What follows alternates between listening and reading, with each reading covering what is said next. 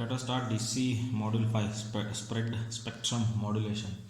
In any communication system, when you are transmitting any signal, two things are very important. Number one, the power and the bandwidth. These two things you have to consider very vastly when you are dealing with the communication system. Right? Even though it is desirable to have the minimum bandwidth, but there are some situations where the bandwidth is increased, so much higher than the baseband signal or the original signals bandwidth. So bandwidth will be increased than the original baseband signals bandwidth. These are called spread spectrum modulation. So you can define the spread spectrum modulation in two parts. The modulated signal occupies much more bandwidth than the minimum required bandwidth. So if the bandwidth required was only 2 kilohertz in terms of frequency, it might be increased to megahertz. The spectrum spreading at the transmitter and de-spreading at the receiver is obtained by a special code. That code will be independent of the data. That code doesn't depend upon the data. So these are the basic definitions of spread spectrum.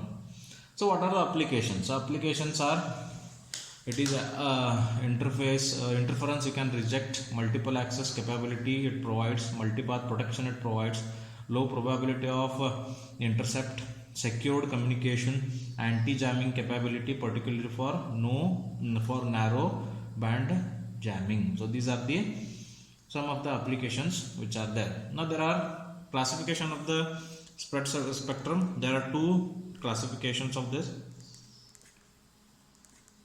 Number one, direct sequence spread spectrum, and second one is frequency hopping spread spectrum. The first one is direct sequence spread spectrum.